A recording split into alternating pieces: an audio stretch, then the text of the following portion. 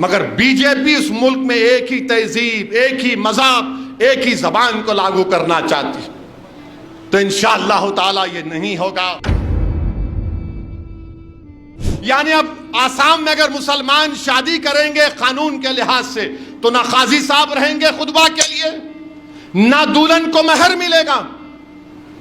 तो फिर ये तो इस्लाम का बहुत बड़ा रुकन है, ये महर देना दुल्हन को। तो मुस्लिम महिलाओं से बड़ी मोहब्बत मित्रों को, वजीर आजम को, मेरी बहन है, अरे फिर बहन को महर नहीं मिलना। आसाम की हुकूमत ने कानून पास किया, इस पर कोई नहीं बोलेगा, कोई सेकुलर पार्टी नहीं बोलेगी।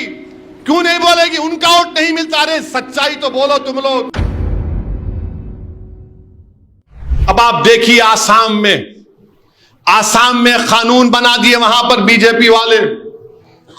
क्या कानून बनाए कि मुसलमानों की शादी का जो एक्ट है 90 साल पुराना कानून निकाल दिए। और क्या बोल रहे बीजेपी वाले कि हमारी शादी होना स्पेशल मैरिज एक्ट के तहत।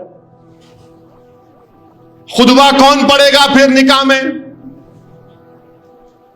और फिर महर कौन देगा दुल्हन को? यानी अब आसाम में अगर मुसलमान शादी करेंगे कानून के लिहाज से, तो ना काजी साहब रहेंगे खुतबा के लिए, ना दुल्हन को महर मिलेगा। तो फिर ये तो इस्लाम का बहुत बड़ा रुकन है, ये महर देना दुल्हन को। वहां पर बीजेपी की हुकूमत ने ये वो कानून को बंद कर दिया और कहा कि स्पेशल मैरिज एक्ट में आपको रजिस्ट्रेशन करना पड़ेगा।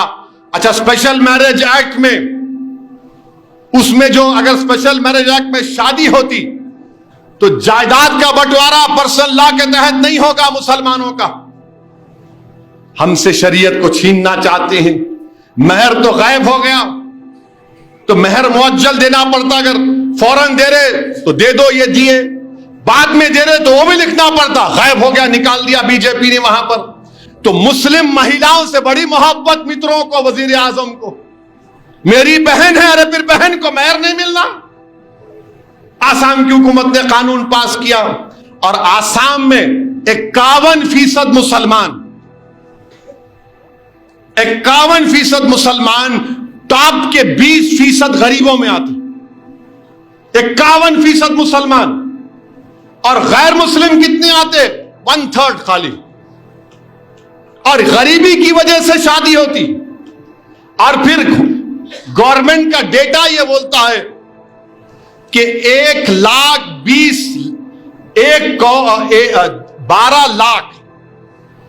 12 लाख बच्चों की शादी हुई।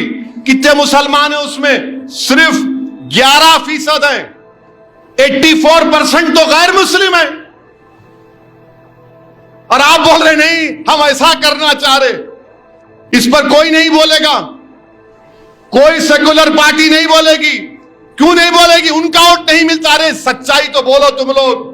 और फिर आसाम में, पूरे मुल्क में अगर किसी के मां के पेट में बेटी है तो अंग्रेजी का लफ्ज है फीटसाइड और इन्फेंटिसाइड की वजह से 1000 बच्चे पैदा होते तो 923 बच्चियां पैदा होती हैं। तो 2036 में सबसे ज्यादा मर्द रहेंगे, औरतें नहीं रहेंगे आसाम में।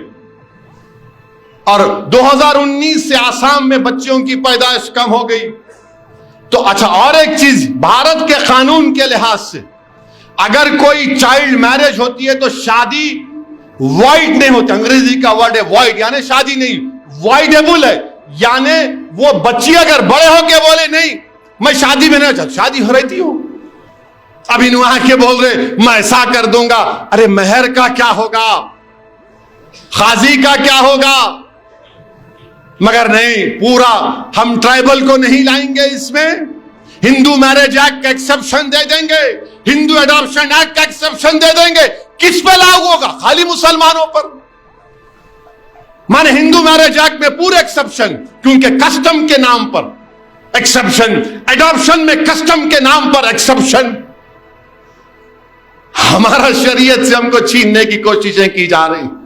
बहरहाल मेरे अजीज दोस्तों और बुजुर्गों, मुझे यकीन है कि इंशाअल्लाह ताला हम इस दीन पर फख्र से चलते और फख्र से चलेंगे इंशाअल्लाह ताला। ये दीन हमारा है। कोई बहुत कर लिए, रशिया कर लिया, रशिया कम्युनिज्म था, मदरसे बंद कर दिए, तो तहखानों में बच्चों को बिठाकर हुफ्फाज बनते थे। ना स्टालिन का रशिया दीन इस्लाम को खत्म कर सका, ना चंगेज खान हलाकू ने इस्लाम को खत्म करने की कोशिश की।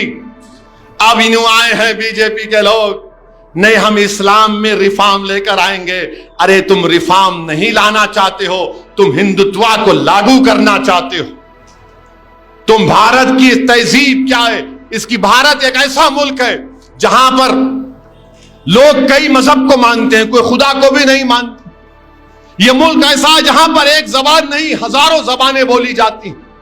यह मुल्क ऐसा है जहां पर एक तहजीब नहीं हजारों तहजीब है। मगर बीजेपी इस मुल्क में एक ही तहजीब, एक ही मजहब, एक ही जबान को लागू करना चाहती। तो इंशाअल्लाह ताला ये नहीं होगा। हम अपने दीन पर हमको और पहले से ज्यादा साबित कदम रहने की जरूरत है।